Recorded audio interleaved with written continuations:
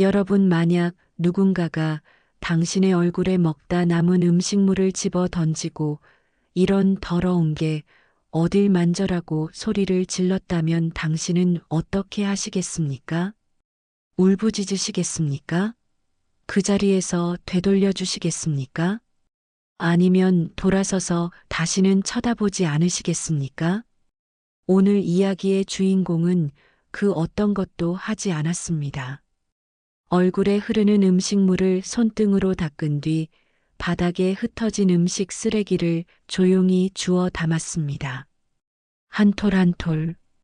마치 아무 일도 없었다는 듯이. 하지만 그녀가 바닥을 닦는 동안 그녀의 머릿속에서는 한 통의 전화번호가 또렷하게 떠올라 있었습니다.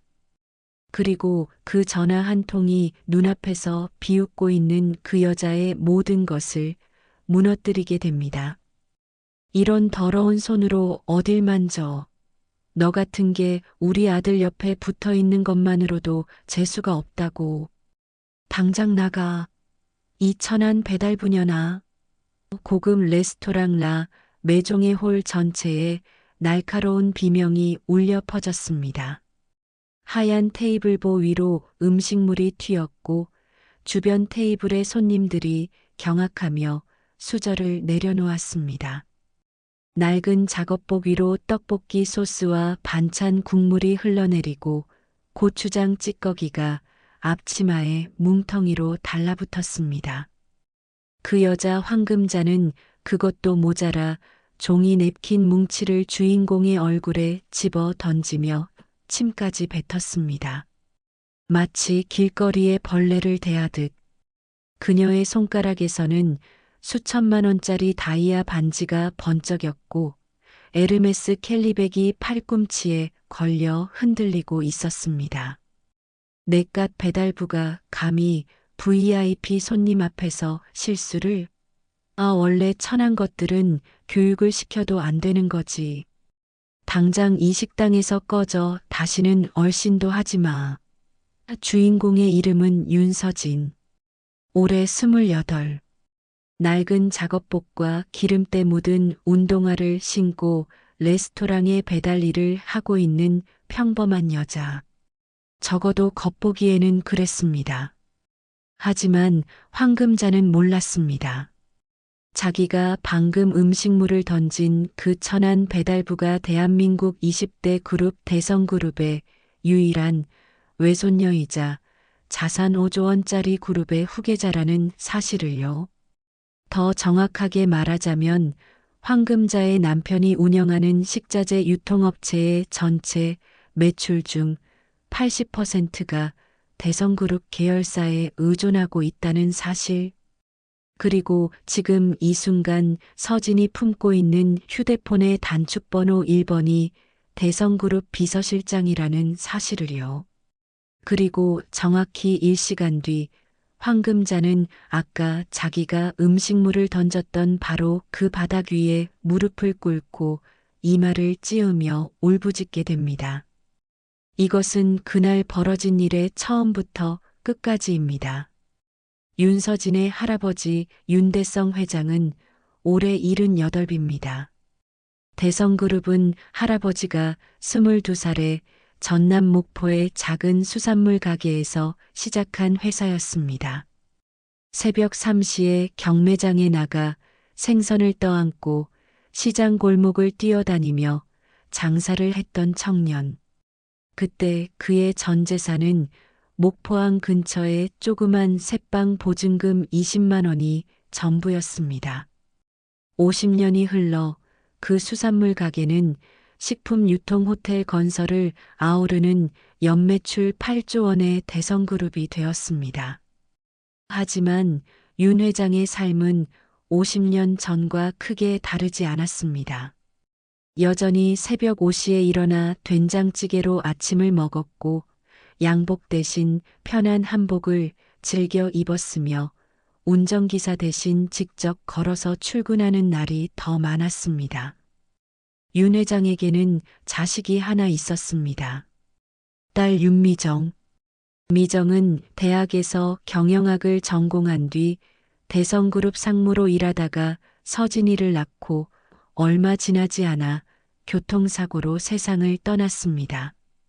서진이가 3살이 되던 해였습니다. 사위는 아내를 잃은 충격에 해외로 떠나버렸고 결국 서진이는 할아버지 손에서 자랐습니다. 윤 회장은 손녀를 금이야 오기야 키우면서도 한 가지만큼은 철저하게 지켰습니다. 서진이에게 재벌의 삶을 가르치지 않은 것입니다. 서진이는 일반 학교를 다녔고 용돈은 또래 친구들과 같은 수준으로 받았으며 대학 등록금도 장학금과 아르바이트로 직접 마련했습니다. 서진아, 세상에서 제일 무서운 게 뭔지 아냐? 돈이 아니다. 돈이 있으면서 사람의 마음을 못 읽는 것이 제일 무서운 거다. 내가 만약 이 그룹을 이끌게 된다면 사람을 읽는 눈부터 가져야 한다. 서진이는 할아버지의 그 말을 평생 가슴에 품고 자랐습니다.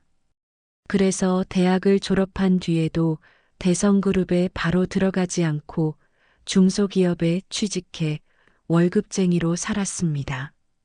재벌 외손녀라는 사실은 회사 누구에게도 알리지 않았고 할아버지도 그것을 존중해 주었습니다.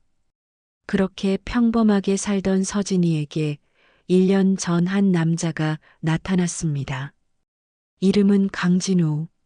같은 회사 개발팀의 팀장이었습니다. 강진우는 서진이가 처음으로 이 사람이면 되겠다고 생각한 남자였습니다. 첫 만남은 평범했습니다. 야근 중인 서진이에게 아무 말 없이 커피를 갖다 놓고 간 것이 전부였죠.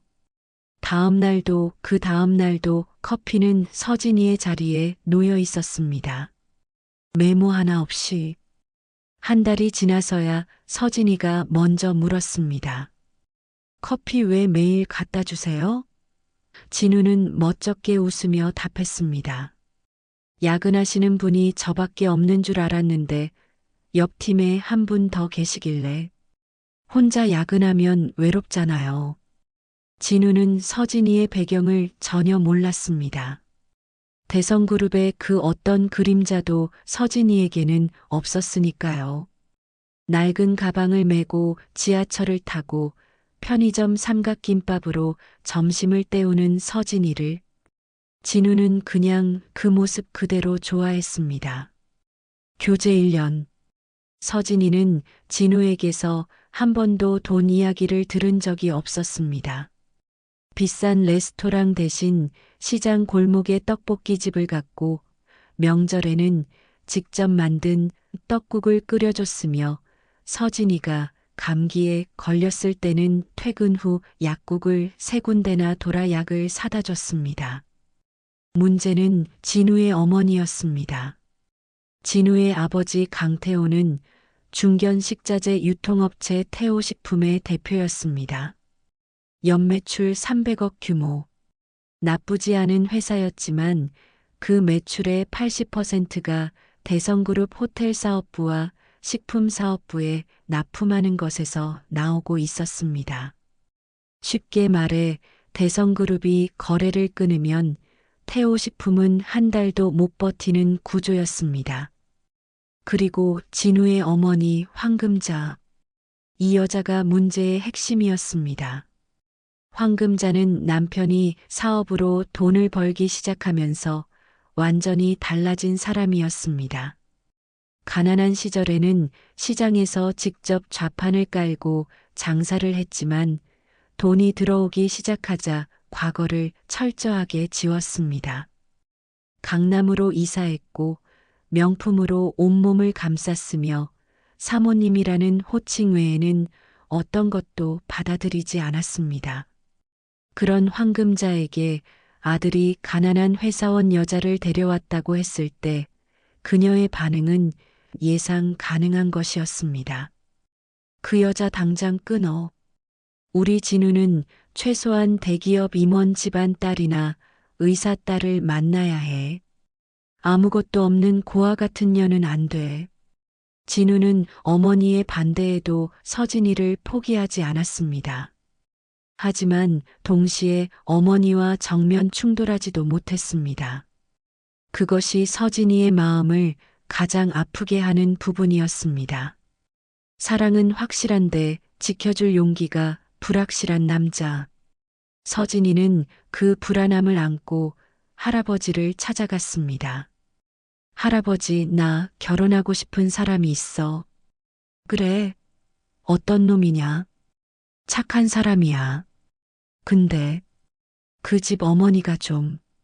서진이의 이야기를 끝까지 들은 윤 회장은 한참 동안 바둑돌만 만지작거렸습니다. 그리고 천천히 입을 열었습니다. 서진아, 남자의 됨됨이는 두 가지로 알 수 있다. 하나는 자기보다 약한 사람을 어떻게 대하는가. 다른 하나는 어머니가 잘못했을 때 바로잡을 용기가 있는가. 이 두 가지를 직접 눈으로 확인해라. 방법은 내가 알아서 해. 그날 밤 서진이는 오랫동안 생각했습니다. 그리고 결심했습니다. 자신이 직접 가장 낮은 곳으로 내려가 보기로. 진우 어머니의 밑바닥을 직접 확인하기로. 서진이는 옷장 깊숙이 넣어둔 대학 시절 편의점 아르바이트 때 입던 낡은 작업복을 꺼냈습니다. 그리고 이틀 뒤 황금자가 운영하는 고급 레스토랑 라 매종의 일용직 배달원으로 지원서를 넣었습니다. 라 매종. 강남 신사동에 위치한 이 레스토랑은 코스 요리 1인당 25만 원, 와인 페어링까지 하면 50만 원이 넘는 곳이었습니다. 황금자가 남편의 돈으로 3년 전에 인수한 이 식당은 강남 사모님들의 모임 장소로 유명했습니다. 서진이가 뒷문으로 들어섰을 때 가장 먼저 눈에 들어온 것은 주방 옆 복도에 붙어 있는 종이 한 장이었습니다. 배달 및 일용직 직원 안내사항이라는 제목 아래 이런 내용이 적혀 있었습니다. 하나, 배달원은 고객용 화장실 사용 금지. 뒷골목 공중 화장실을 이용할 것. 둘, 배달원은 홀 직원과 같은 공간에서 식사할 수 없음. 식사는 주차장 뒤편에서 해결할 것. 셋, 배달원이 고객과 눈을 마주치거나 말을 거는 행위 일체 금지. 넷, 사장님 황금자에게 직접 말을 거는 행위 금지. 모든 지시는 매니저를 통해 전달받을 것. 서진이는 그 종이를 읽으며 씁쓸하게 웃었습니다. 사람을 대하는 방식에는 그 사람의 모든 것이 담겨 있습니다. 이 종이 한 장이 황금자라는 사람의 본질을 이미 다 말해주고 있었습니다. 첫날 서진이는 묵묵히 배달을 했습니다. 식자재 상자를 나르고 쓰레기를 분류하고 빈 그릇을 정리했습니다. 손에는 금세 물집이 잡혔고 허리는 욱신거렸지만 불평 한마디 하지 않았습니다.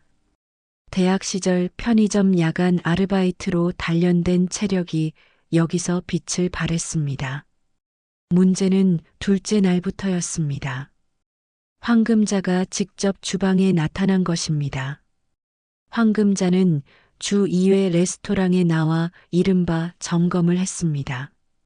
그 점검이라는 것이 요리의 질을 확인하거나 위생 상태를 살피는 것이 아니었습니다. 직원들을 줄 세우고 한 명씩 외모를 훑어본 뒤 마음에 안 드는 사람을 골라 망신을 주는 것이었습니다. 너 여기 새로 온 배달원이지? 이름이 뭐야? 윤서진입니다, 사장님. 서진? 이름은 번듯하네. 근데 그 손 좀 봐. 손톱 밑에 때가 끼어 있잖아. 이런 손으로 우리 식당 물건을 만진다고? 균이나 옮기지 말아야 할 텐데. 서진이는 양손을 내려다봤습니다. 아침부터 식자재 상자를 10개 넘게 나른 손이었습니다. 테이핑을 한 검지 끝에서는 피가 살짝 배어 있었습니다. 하지만 황금자의 눈에는 그런 것이 보이지 않았습니다. 그녀에게 서진이는 그저 더럽고 천한 배달부일 뿐이었습니다. 일주일 동안 서진이가 목격한 황금자의 모습은 충격 그 자체였습니다. 겉으로는 강남의 품격 있는 레스토랑 오너였지만 뒤에서는 완전히 다른 사람이었습니다. 첫 번째 직원 학대. 주방장 박 셰프가 수프의 간이 약간 짜다고 지적하자 황금자는 그 수프를 박 셰프의 앞치마에 부어버렸습니다. 뜨거운 수프였습니다. 박 셰프의 손등에 붉은 자국이 남았지만 누구도 항의하지 못했습니다. 항의하면 즉시 해고되니까요. 두 번째 갑질의 체계화. 황금자는 직원들에게 등급을 매기고 있었습니다. 홀 직원은 어등급 주방 보조는 B등급 배달원과 청소부는 C등급, C등급 직원은 어등급 직원과 같은 엘리베이터를 탈 수 없었고 같은 복도를 사용할 수도 없었습니다. 마치 사람을 가축처럼 분류해 놓은 시스템이었습니다. 세 번째 이중장부. 서진이는 배달 물품을 정리하다가 우연히 거래 명세서를 보게 되었습니다. 대성그룹 호텔 사업부에 납품하는 식자재의 단가가 시중가보다 30%나 높게 책정되어 있었습니다. 그 차액은 황금자의 개인 계좌로 빠지고 있었습니다. 남편 회사의 거래를 이용해 사적으로 돈을 빼돌리고 있었던 겁니다. 서진이는 매일 밤 할아버지에게 보고를 했습니다. 전화가 아니라 직접 만나서 할아버지 그 사람은 사람을 사람으로 안 봐. 직원을 등급으로 나누고 배달원한테는 화장실도 못 쓰게 해. 그래서 진우라는 놈은 어떻더냐? 아직 모르겠어. 진우 오빠는 레스토랑에 잘 안 와. 어머니가 부르면 가끔 오는데 올 때마다 불편해하는 것 같기는 한데 불편해하는 것과 바로잡는 것은 하늘과 땅 차이다. 좀 더 지켜봐라. 잠입 열흘째 되던 날 결정적인 사건이 벌어졌습니다. 그날 오후 레스토랑 뒷골목에 폐지를 줍는 할아버지 한 분이 쓰러져 계셨습니다. 여름 한낮의 폭염 속에서 탈수 증세를 보이고 있었죠. 서진이는 즉시 달려가 할아버지를 부축했습니다. 사실 이 할아버지는 진짜 폐지 수집상이 아니었습니다. 대성그룹 비서실의 최 실장이었습니다. 윤 회장이 손녀의 안전을 걱정해 보낸 사람이었죠. 하지만 서진이는 그 사실을 까맣게 모른 채 진심으로 할아버지를 걱정했습니다. 서진이는 자기 점심 도시락을 꺼내 할아버지에게 드렸습니다. 편의점에서 산 김밥 2줄과 요구르트.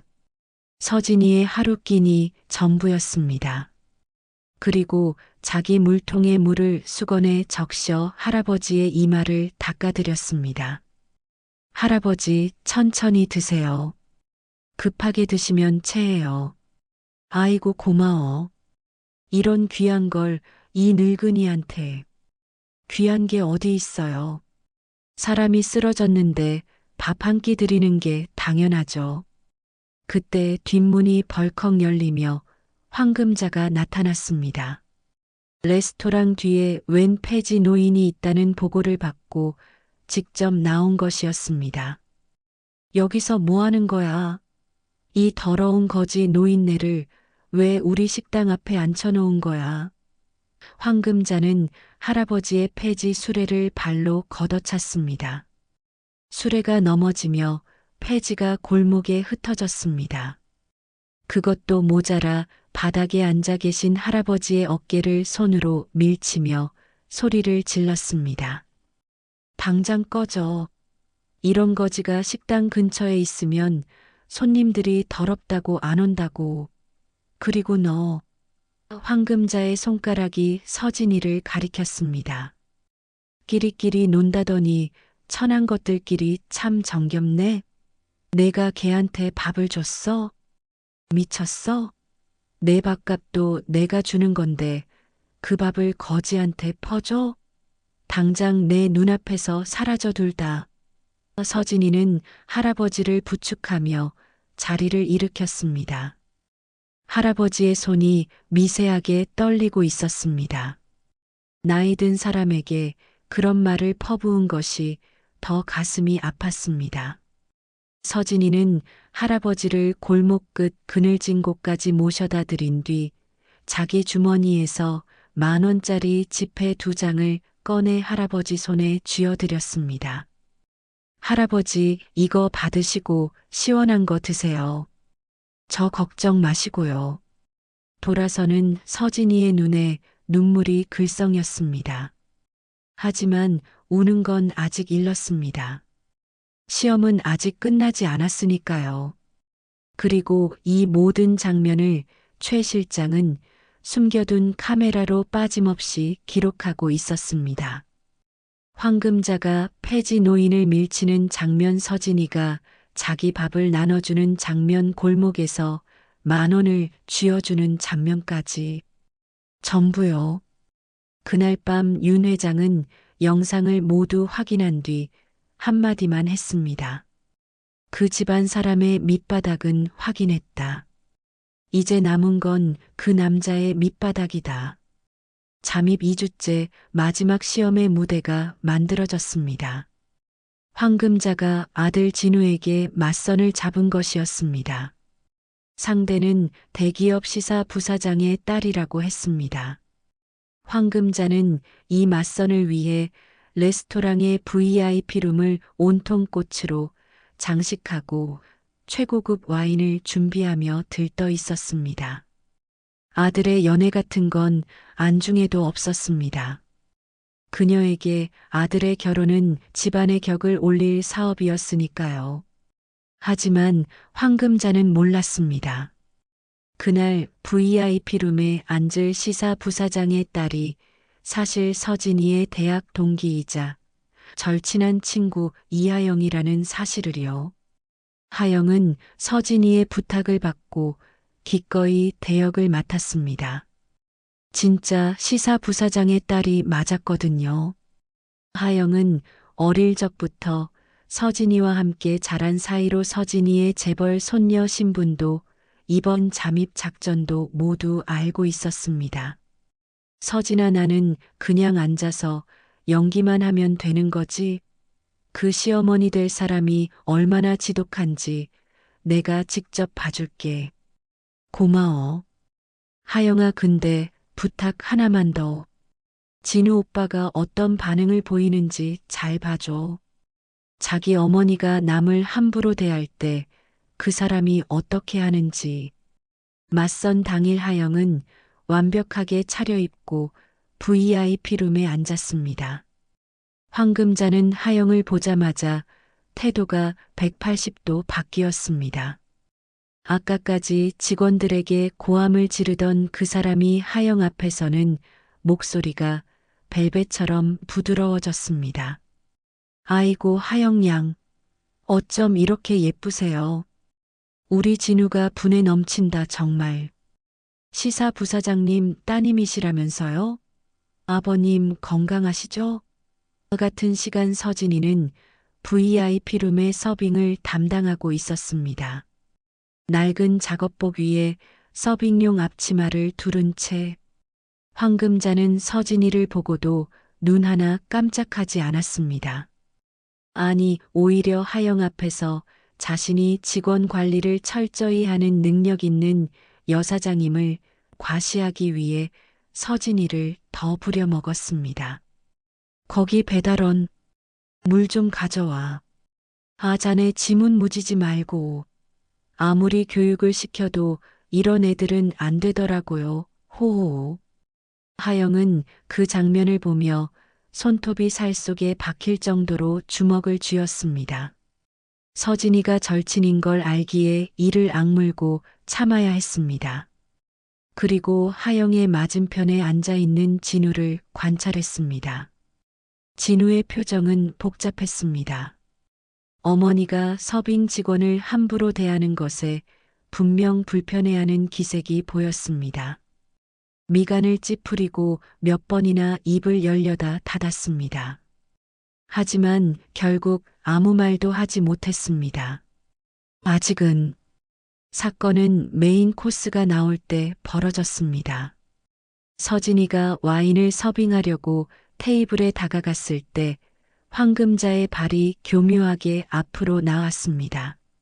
서진이의 발이 걸렸고 와인잔이 기울며 몇 방울이 테이블보에 떨어졌습니다. 사실 넘어지지는 않았습니다. 와인도 잔에서 약간 흘린 정도였습니다. 하지만 황금자에게는 기다리던 순간이었습니다. 제대로 된 명분이 생긴 것이죠. 어머, 이게 무슨 짓이야. 귀한 손님 앞에서 와인을 쏟아. 황금자가 벌떡 일어섰습니다. 그리고 테이블 위에 접시를 집어들었습니다. 스테이크 소스가 가득한 접시 파스타가 반쯤 남은 접시 리조또 그릇까지. 황금자는 그것들을 차례로 서진이의 머리 위에 쏟아부었습니다. 이런 천한 게 감히 귀한 손님 앞에서. 내가 뭔데? 너 같은 더러운 배달부년이 이 식당의 격을 다 떨어뜨려. 황금자는 거기서 멈추지 않았습니다. 먹다 남은 빵을 서진이의 얼굴에 던졌고 종이 냅킨을 뭉쳐 집어 던졌으며 마지막으로 테이블 위에 물잔을 들어 서진이의 머리 위에 부었습니다. 차가운 물이 소스와 음식물 찌꺼기와 섞여 서진이의 온몸을 타고 흘러내렸습니다. 이런 더러운 손으로 어딜 만져. 너 같은 게 우리 아들 옆에 붙어 있는 것만으로도 재수가 없다고. 이 말에 서진이가 멈칫했습니다. 우리 아들 옆에 붙어 있는 것만으로도.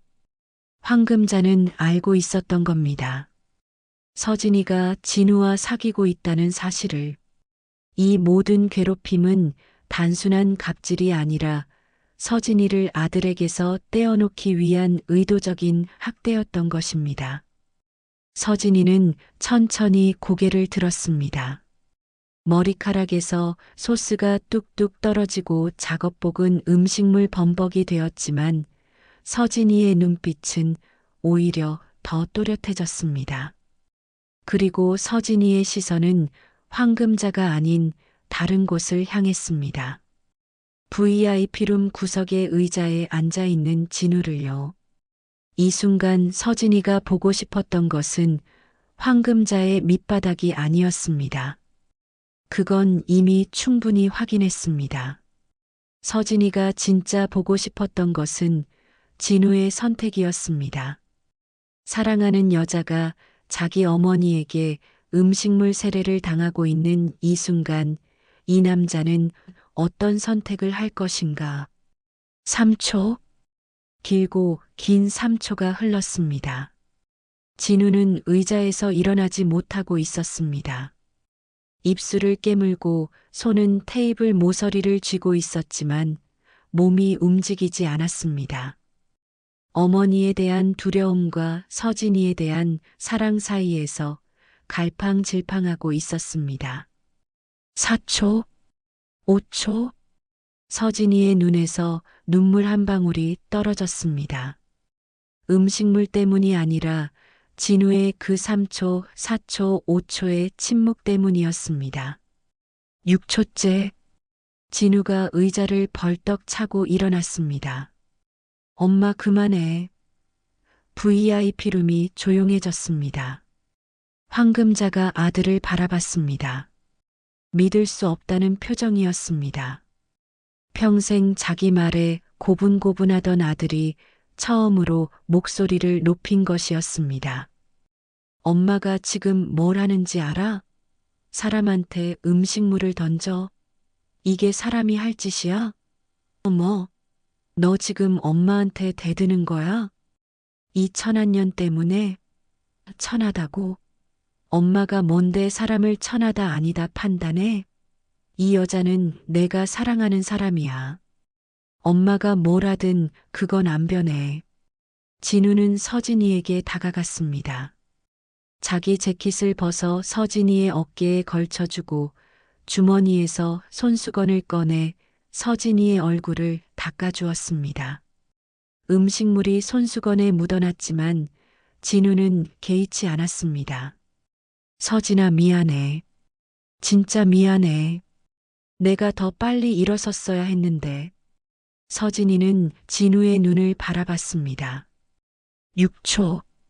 그 6초의 망설임은 서진이의 가슴에 못처럼 박혔지만 동시에 알 수 있었습니다. 진우는 결국 일어선 사람이었습니다. 완벽하지는 않지만 어머니의 잘못 앞에서 결국 서진이의 편에 선 사람이었습니다. 할아버지가 말했던 두 번째 기준. 어머니가 잘못했을 때 바로잡을 용기가 있는가. 진우는 완벽한 점수는 아니었지만 낙제는 면했습니다. 하지만 이야기는 여기서 끝이 아닙니다. 진짜 반전은 지금부터 시작됩니다. VIP룸의 문이 열렸습니다. 그리고 아까 뒷골목에서 폐지를 줍던 그 할아버지가 이번에는 전혀 다른 모습으로 걸어 들어왔습니다. 상무님 늦어서 죄송합니다. 회장님께서 직접 오셨습니다. 상무님, 그 한마디에 VIP룸의 공기가 얼어붙었습니다. 음식물 범벅이 된 배달원을 상무님이라고 부른 것입니다. 황금자의 얼굴에서 핏기가 빠지기 시작했습니다. 윤대성 회장이 천천히 걸어 들어왔습니다. 한복 대신 짙은 남색 정장을 입고 있었지만 그 특유의 부드러우면서도 위험 있는 걸음걸이는 뉴스에서 수백 번 본 적 있는 바로 그 모습이었습니다. 황금자의 남편 강태호가 매달 명절마다 선물 세트를 들고 비서실 앞에서 줄을 서던 바로 그 대성그룹의 윤대성 회장. 윤 회장은 손녀의 모습을 한번 보고 바닥에 흩어진 음식물을 한번 보고 황금자를 한번 봤습니다. 세 번의 시선. 그것으로 충분했습니다. 최 실장 이 사람이냐? 우리 서진이한테 이런 짓을 한 사람이. 예 회장님. 이분이라 매종의 사장 황금자 씨이며 태호식품 강태호 대표의 아내입니다. 황금자의 다리가 풀렸습니다. 대성그룹. 윤대성 회장. 그 이름만으로도 그녀의 세계는 이미 무너지고 있었습니다. 남편의 회사가 대성그룹에 전적으로 의존하고 있다는 것을 누구보다 잘 알고 있었으니까요. 하지만 더 충격적인 것은 그 다음이었습니다. 서진아 괜찮으냐? 괜찮아 할아버지. 이 정도는 아무것도 아니야. 할아버지. 대성그룹 회장을 할아버지라고 부른 것입니다. 그 순간 황금자의 머릿속에서 모든 퍼즐이 맞춰졌습니다. 배달원 윤서진, 대성그룹 윤대성 회장, 윤씨, 그리고 할아버지. 황금자는 벽을 짚으며 비틀거렸습니다. 입이 벌어졌지만 소리가 나오지 않았습니다. 자기가 2주 동안 천안 배달부 더러운 연균 옮기는 기계라고 부르며 학대한 그 여자가 대한민국 20대 그룹의 유일한 후계자였습니다. 그리고 자기가 오늘 귀한 손님들 앞에서 그 후계자의 얼굴에 음식물을 던지고 천한년이라고 소리를 질렀습니다. 황금자의 무릎이 먼저 반응했습니다. 머리가 상황을 다 처리하기도 전에 다리에 힘이 풀리며 바닥에 주저앉았습니다. 바로 아까 자기가 서진이에게 음식물을 던졌던 그 바닥 위에. 회 회장님, 이게 어떻게... 저는 정말 몰랐습니다. 윤 회장은 아무런 대답도 하지 않았습니다. 대신 서진이를 바라봤습니다. 이건 내 시험이니 내가 마무리하라는 눈빛이었습니다. 서진이는 머리카락에서 소스를 닦아내며 황금자를 내려다봤습니다. 2주 동안 갖은 모욕을 당하면서도 한 번도 보여주지 않았던 그 눈빛. 차갑고 정확하고 흔들림 없는 시선이었습니다. 사장님, 아까 이런 말씀하셨죠. 천한 것들끼리 정겹다고. 그리고 급이 맞아야 사돈을 맺는다고. 서진이는 한 발짝 다가섰습니다. 네, 맞습니다. 사람의 됨됨이가 이 정도밖에 안 되는 집안과는 저도 제 할아버지도 엮일 급이 안 됩니다. 그 말에 황금자는 완전히 무너졌습니다. 바닥에 이마를 찌우며 울부짖기 시작했습니다. 에르메스 캘리백이 옆으로 나뒹굴었고 다이아 반지를 낀 손으로 바닥을 짚으며 오열했습니다. 잘못했습니다. 제가 죽을 죄를 졌습니다. 눈이 있어도 사람을 못 알아봤습니다. 제발, 제발 한 번만 용서해 주세요.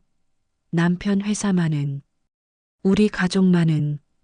하지만 서진이는 뒤돌아보지 않았습니다.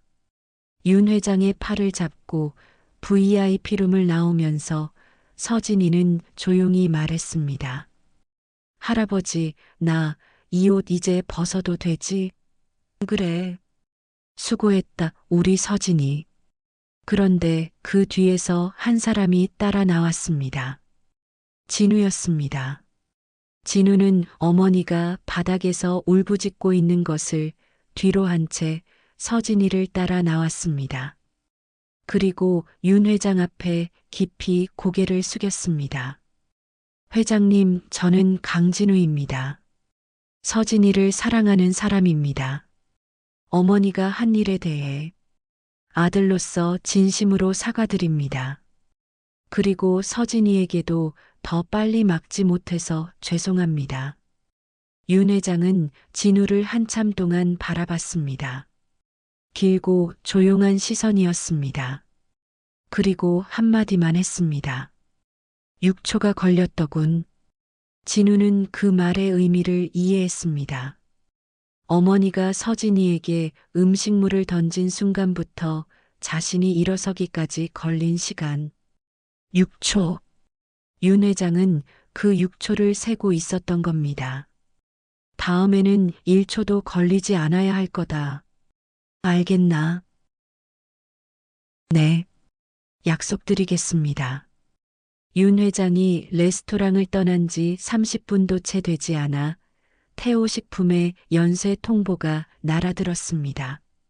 첫 번째 대성그룹 호텔 사업부, 식자재 납품 계약 전면 재검토 통보.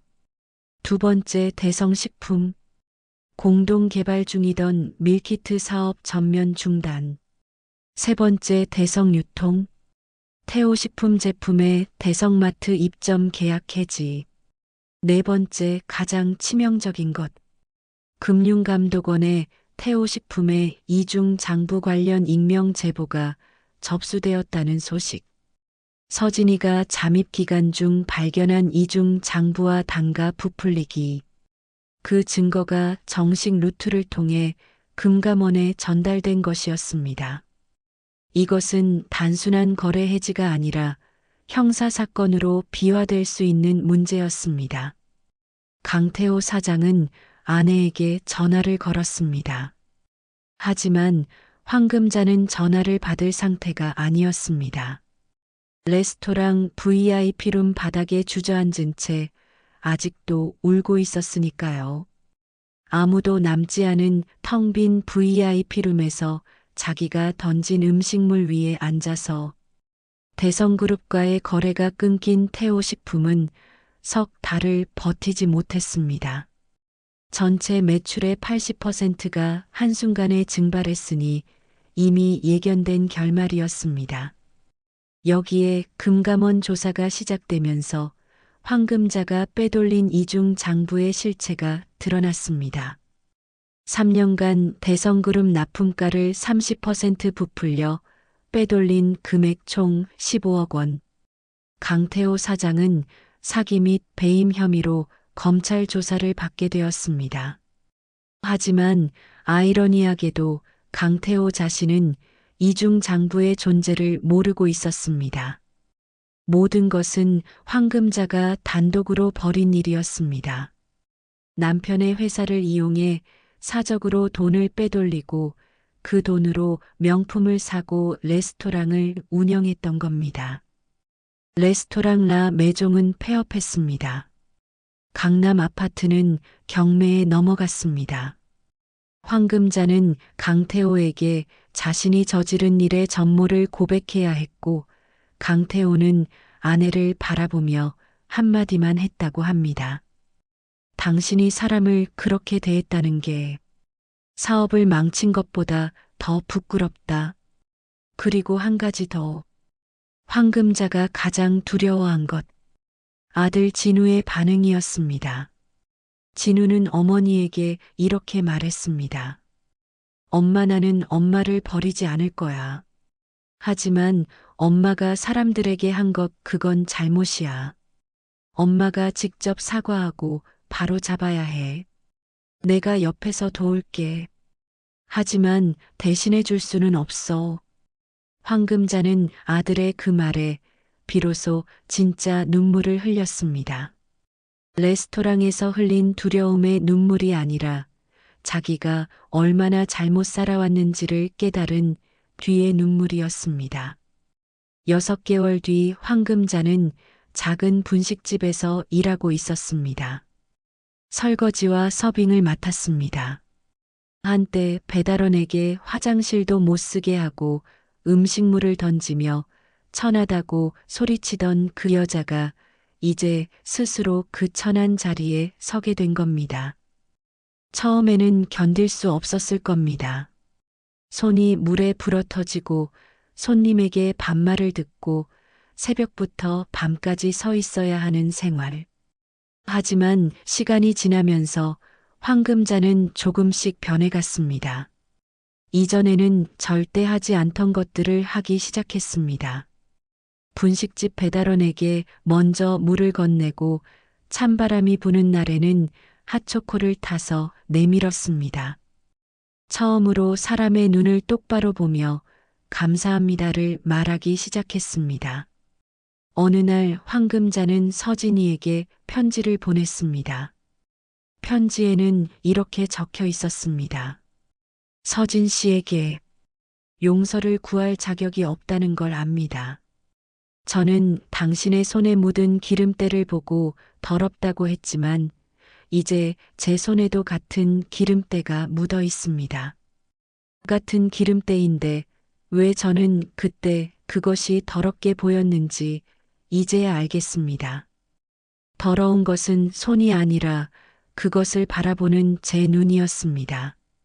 이 분식집에서 일하면서 당신이 우리 식당 뒷골목에서 폐지 할아버지에게 도시락을 건네던 그 마음을 조금이나마 이해하게 되었습니다. 늦었지만 정말 죄송합니다. 서진이는 편지를 읽고 오래 생각했습니다.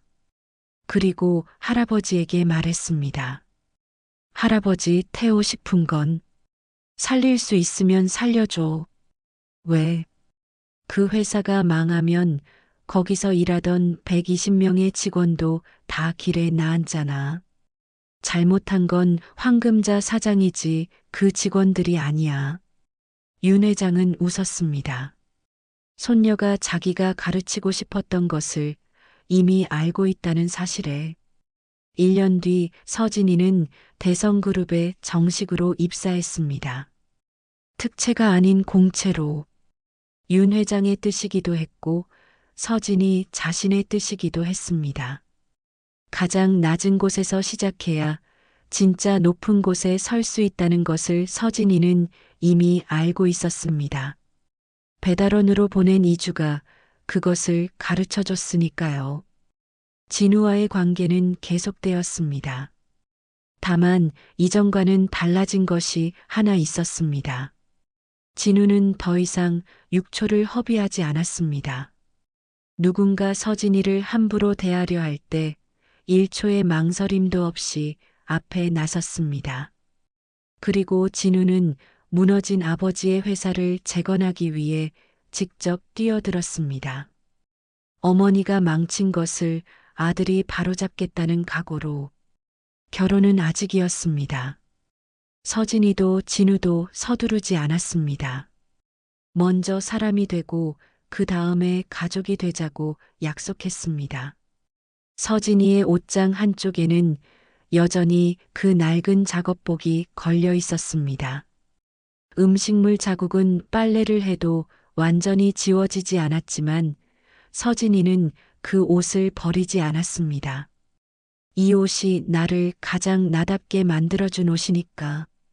세상에는 두 종류의 사람이 있습니다. 사람의 겉모습을 보고 값을 매기는 사람과 겉모습 너머의 사람을 보려고 노력하는 사람. 황금자는 낡은 작업복과 기름때 묻은 손을 보았습니다. 그리고 그 안에 있는 사람의 마음은 보지 못했습니다. 명품의 가격으로 사람의 가치를 매기던 그 습관이 결국 자기가 가진 모든 것을 앗아갔습니다.